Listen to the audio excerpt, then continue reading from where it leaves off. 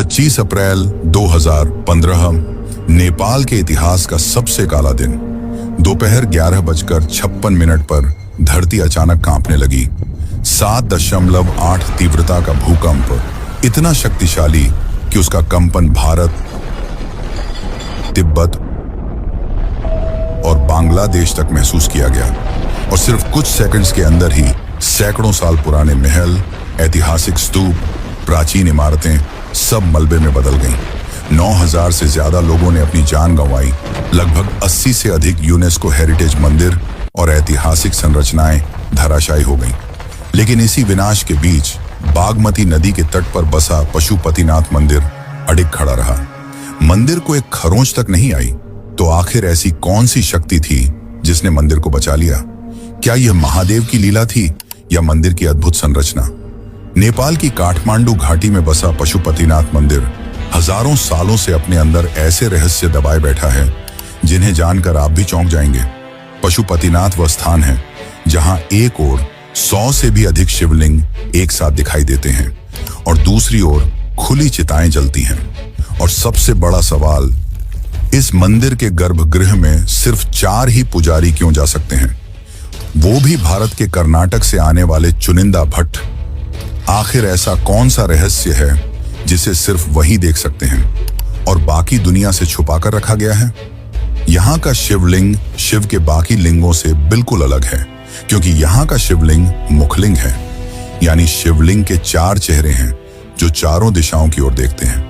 लेकिन प्राचीन तांत्रिक ग्रंथों के अनुसार इसका एक 5वां चेहरा भी है जिसे कोई साधारण मनुष्य नहीं देख सकता। यह चेहरा केवल तांत्रिकों को दिखाई देता है। यहाँ की बागमती नदी को नेपाल की गंगा कहा जाता है। लोग मानते हैं कि इसके पवित्र जल में स्नान करने से व्यक्ति के जन्मों के पाप समाप्त हो जाते हैं। लेकिन क्यों इस नदी के किनारे होने वाले अंतिम संस्कार को मोक्ष का द्वार कहा गया है? और क्या वजह है कि यहाँ मरने को जीवन का सबसे बड़ा सौभाग्य माना जाता है? इतना ही नहीं, इस मंदिर के पास एक ऐसा दीपक भी है जो कहा जाता है कि सदियों से लगातार जल रहा है, न बुझे न कम हो। क्या यह सच है या केवल एक किंवदंती? और अगर सच है तो इसे जलाए कौन रखता है? और सबसे बड़ा रहस्य है काठमांडू का तांत्रिक संसार और साथ ही कुमारी देवी का रहस्य। नारदेवी मंदिर में आधी रात होने वाली गुप्त पूजा और कृतिमुख भैरव को दी जाने वाली 5 बलियां, क्या यह सब अपने अंदर कुछ गहरे राज छुपाए बैठे हैं? और फिर वह रहस्य जो भारत और नेपाल को जोड़ता है। क्यों कहा जाता है कि केदारनाथ में शिव की पीठ है और पशुपतिनाथ में शिव का मुख? क्या सच में दोनों मंदिरों के बीच कोई ऊर्जात्मक संबंध है? और वह कौन सी कहानी है जो इस कड़ी को जन्म देती है? और सबसे महत्वपूर्ण बात, भारत से नेपाल पहुंचकर इस मंदिर तक आना जितना आसान लगता है उतना है नहीं। भीड़, सीमाएं, कागजात, रास्ते और काठमांडू की जटिल पहाड़ी पहुंच। क्या आपको पता है कि हर साल हजारों तीर्थयात्री यहां आने की कोशिश करते हैं, पर वापस लौटते समय कहते हैं हम तैयार ही नहीं थे? तो आज की इस वीडियो में हम आपको यह भी बताएंगे कि आप पशुपतिनाथ के दर्शन कैसे कर सकते हैं। तो चलिए हम इन सभी सवालों के जवाब तलाशते हैं और एक एक कर रहस्यों से पर्दा उठाते हैं, क्योंकि यह सिर्फ एक मंदिर की कहानी नहीं बल्कि एक ऐसा रहस्य है जो धर्म, इतिहास, विज्ञान और अध्यात्म चारों को चुनौती देता है। और वीडियो को अंत तक जरूर देखें, क्योंकि अंत तक देखने पर ही समझ आएगा कि क्यों लोग कहते हैं पशुपतिनाथ को नहीं देखा जाता, उसे अनुभव किया जाता है। तो आइए शुरू करते हैं एक ऐसी यात्रा जो आपकी आस्था को हिलाकर रख देगी। लेकिन उससे पहले अगर आपको वीडियो अच्छी लग रही है तो इसे लाइक जरूर करें और कमेंट में लिखें हर हर महादेव। नेपाल की काठमांडू घाटी, जहां कभी पूरा इलाका एक विशाल सरोवर था और कहा जाता है कि उस गहरे जल में केवल नाग ही बसते थे। आज वहीं बागमती नदी के किनारे एक ऐसा मंदिर खड़ा है जो हजारों सालों से मौत और मोक्ष, तंत्र और तप, इतिहास और रहस्य सबका साक्षी बना हुआ है। पशुपतिनाथ एक ऐसा मंदिर जहां एक ओर 100 से भी अधिक शिवलिंग एक ही प्रांगण में स्थित हैं और दूसरी ओर खुला श्मशान जहां दिन रात चिताएं जलती हैं। लेकिन साथ ही इस मंदिर का इतिहास भी रहस्यों से भरा हुआ है और आज हम उन्हीं रहस्यों, कथाओं और इतिहास के बारे में जानेंगे जो इस मंदिर के निर्माण से जुड़ा है। बहुत समय पहले काठमांडू की बागमती घाटी के घने जंगलों में शिवजी एक मृग यानी कि हिरण का रूप धारण करके घूम रहे थे। वे सांसारिक चिंताओं से दूर होकर पूर्ण एकांत का आनंद ले रहे थे। लेकिन तभी देवताओं को चिंता होने लगी कि शिव कहां गए, क्योंकि उनके बिना ब्रह्मांड का संतुलन बिगड़ रहा था। तब विष्णु और इंद्र ने शिव जी को ढूंढना शुरू किया और उन्हें वे बागमती नदी के तट पर मिले, परंतु शिव ने उन्हें देख लिया और भागने लगे। विष्णु और इंद्र भी उनका पीछा करने लगे और अंततः विष्णु उन्हें पकड़ने में कामयाब रहे। लेकिन इस खींचातानी में हिरण का सींग टूट गया और यहीं गिर गया और माना जाता है कि जहां हिरण का सींग गिरा वहीं से दिव्य शिवलिंग की उत्पत्ति हुई। यह कोई साधारण लिंग नहीं था। इसमें 4 चेहरे उभर आए, 4 दिशाओं की ओर देखते हुए। यह था मखुर लिंग, वह प्रथम स्वरूप जिसके कारण इस स्थान को पशुपतिनाथ कहा जाने लगा। शिव ने मृग रूप धारण इसलिए किया क्योंकि मृग एक पशु है और शिव सभी पशुओं के स्वामी, इसलिए इस स्थान का नाम पड़ा पशुपतिनाथ यानी कि पशुओं का नाथ। वैसे मित्रों, ये तो हो गई शिवलिंग की उत्पत्ति की कथा, लेकिन क्या आपको पता है इस मंदिर का निर्माण किसने कराया? इसे लेकर एक कथा मिलती है राजा पशुप्रेक्ष की। कहा जाता है कि राजा पशुप्रेक्षा शिवजी के बहुत बड़े भक्त थे और एक दिन वे शिव भक्ति में लीन काठमांडू के जंगलों में ध्यान कर रहे थे और तभी वहां शिवजी भी हिरण के रूप में विचरण कर रहे थे।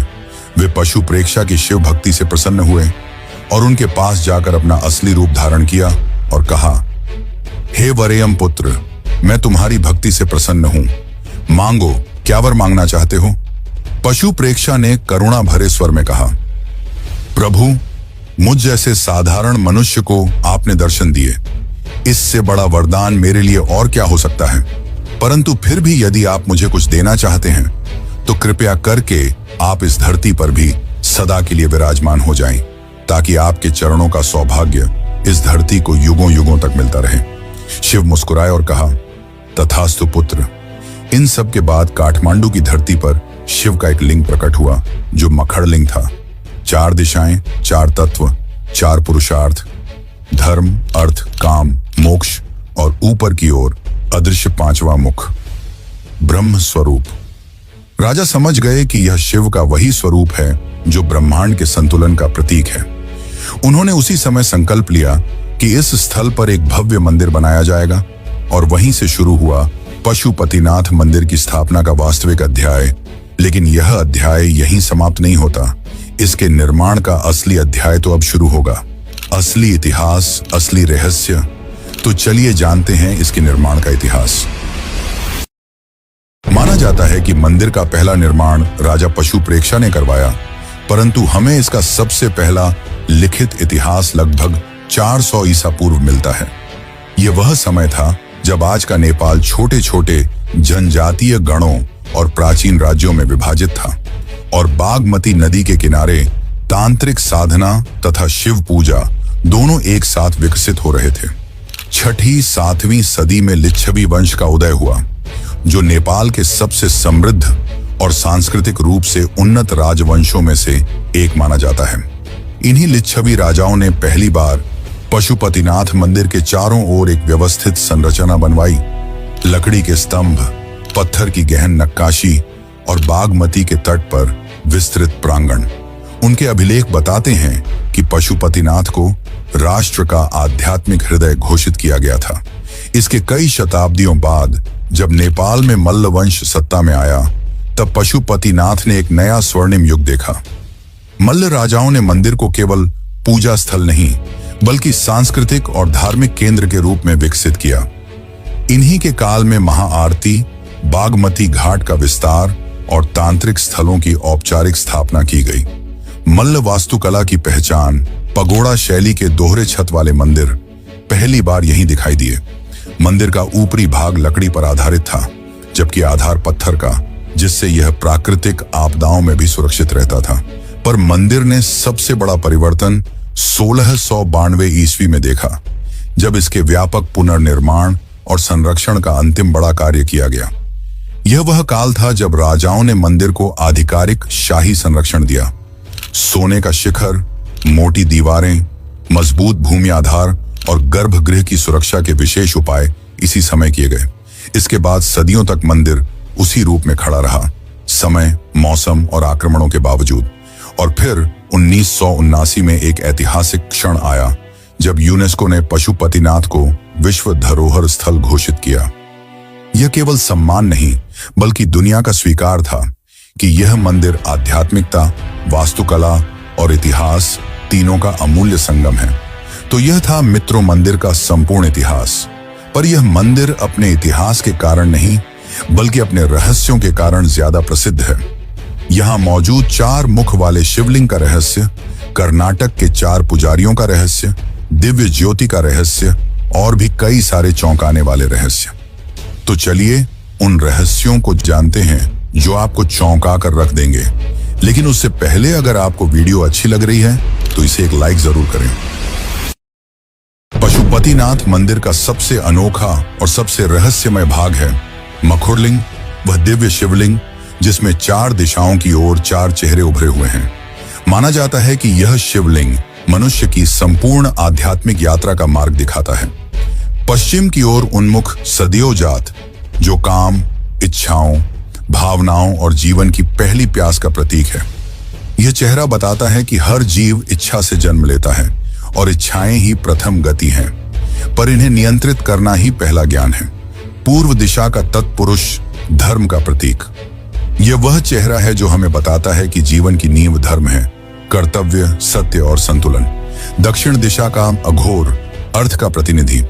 संसार की आवश्यकताएं, धन, साधन, जीविका सब अघोर के अंतर्गत आते हैं। यह चेहरा सिखाता है कि अर्थ का संचय पाप नहीं है, परंतु लालसा में डूब जाना विनाश का आरंभ है। उत्तर दिशा में स्थित वामदेव, मोक्ष का द्वार। यही वह चेहरा है जिसमें शिव का सबसे कोमल, सबसे कृपालु स्वरूप दिखाई देता है। यह मुख बताता है कि जीवन का अंतिम लक्ष्य न धन है न काम, बल्कि जन्म और मृत्यु के चक्र से मुक्त होना है। यही 4 मुख मिलकर 4 पुरुषार्थ बनाते हैं, धर्म, अर्थ, काम और मोक्ष। लेकिन इन 4 मुखों के पीछे एक 5वां रहस्य छुपा है। यह मुख दिखाई नहीं देता, न किसी मूर्ति में उकेरा है।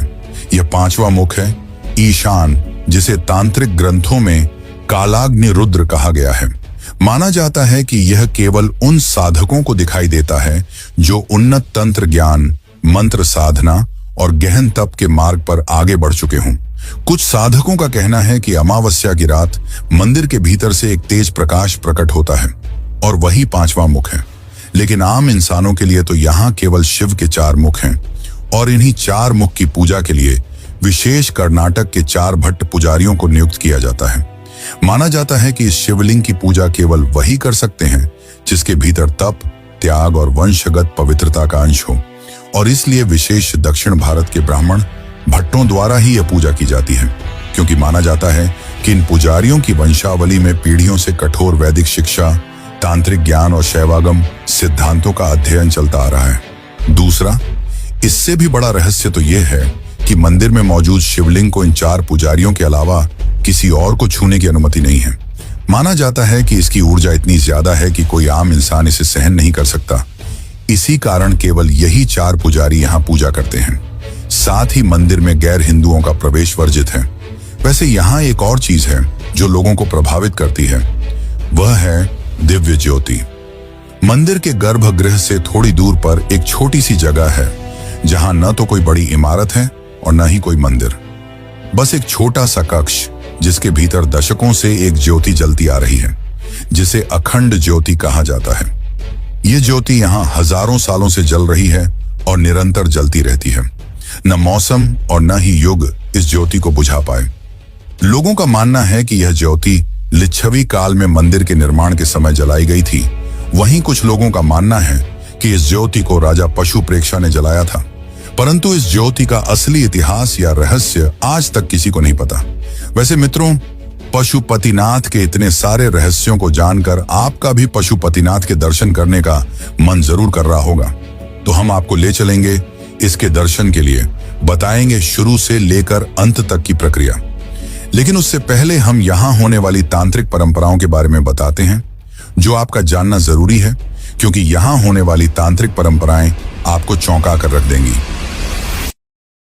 काठमांडू, हिमालय की गोद में बसा एक ऐसा शहर जिसमें जितना आस्था का प्रकाश है, उतनी ही गहराई में छाया का अंधकार भी मौजूद है। जहां मंदिरों की घंटियां बजती हैं, वहीं गुप्त कक्षों में प्राचीन तांत्रिक अनुष्ठान भी होते हैं। और इस संपूर्ण रहस्यमय संसार का केंद्र पशुपतिनाथ।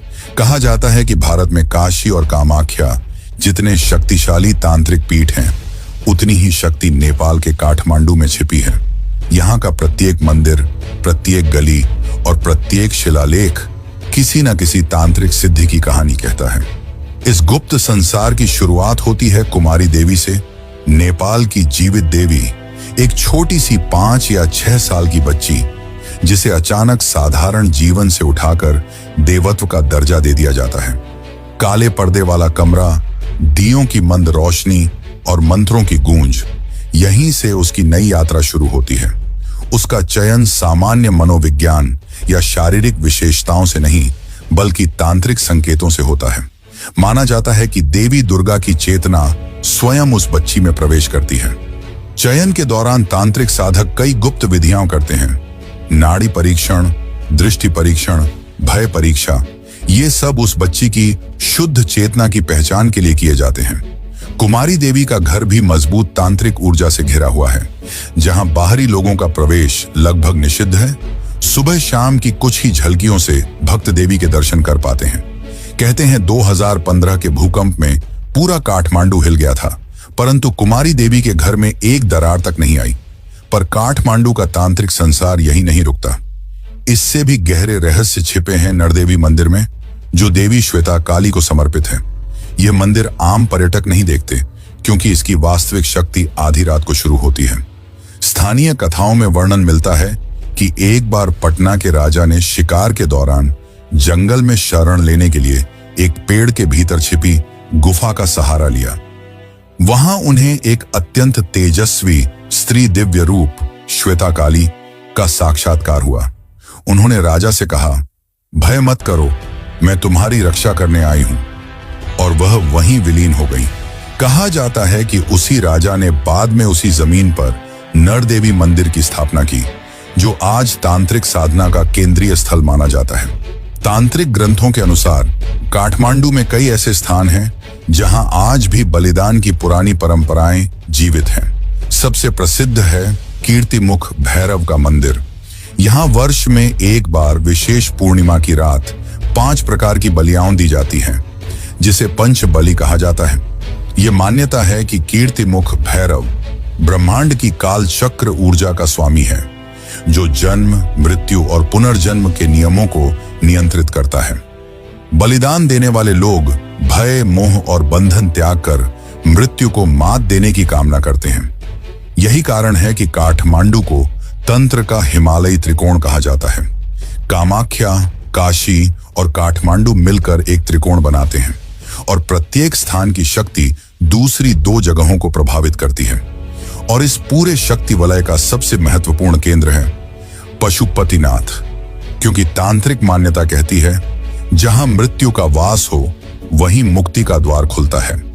और पशुपतिनाथ में मृत्यु और जीवन दोनों एक ही प्रांगण में उपस्थित हैं।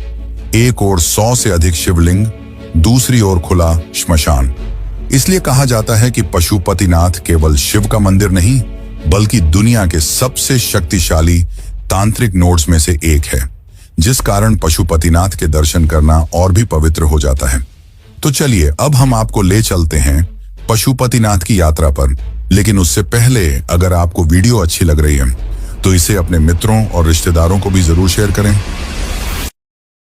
पशुपतिनाथ की आध्यात्मिक यात्रा जितनी दिव्य है, उतनी ही जमीनी चुनौतियों से भरी भी। नेपाल हिमालय की गोद में बसा देश, जहां पहुंचना आसान भी है और कभी-कभी जटिल भी। और इस मंदिर तक पहुंचने की यात्रा सिर्फ बसों और उड़ानों की नहीं, बल्कि भीड़, सीमाओं और व्यवस्था के बीच से गुजरने की कहानी भी है। सबसे पहले बात करते हैं भारत से नेपाल पहुंचने की औपचारिकताओं की।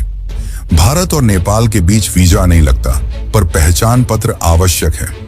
आधार कार्ड, वोटर आईडी या पासपोर्ट, इनमें से कोई एक होना जरूरी है, खासकर अगर आप सड़क मार्ग से नेपाल जा रहे हों। सीमा पर सुनौली, रक्सौल या सिलीगुड़ी जैसे प्रमुख बॉर्डर पॉइंट्स पर भारतीय यात्रियों को एंट्री रजिस्टर में नाम, दस्तावेज और वाहनों की जानकारी दर्ज करनी पड़ती है।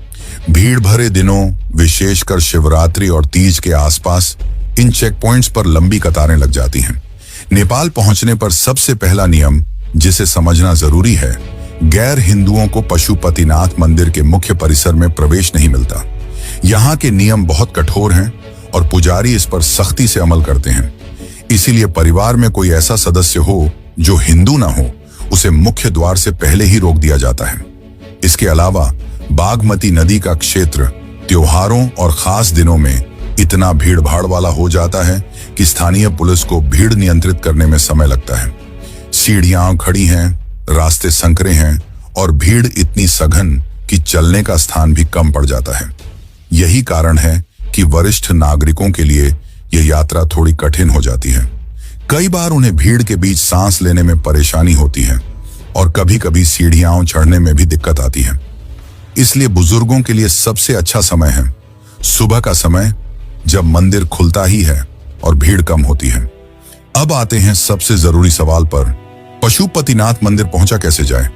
सबसे आसान तरीका है हवाई रास्ता। काठमांडू का त्रिभुवन अंतरराष्ट्रीय हवाई अड्डा मंदिर से सिर्फ 5 किलोमीटर दूर है। हवाई अड्डे से टैक्सी या राइड शेयरिंग से 10 से 15 मिनट में सीधे मंदिर परिसर तक पहुंचा जा सकता है। यही कारण है कि कई भारतीय यात्री हवाई मार्ग को सबसे सुविधाजनक मानते हैं। लेकिन अगर आप सड़क से जाना चाहते हैं तो बॉर्डर क्रॉस करना पड़ेगा। भारत से सड़क मार्ग पर 3 सबसे लोकप्रिय बॉर्डर हैं।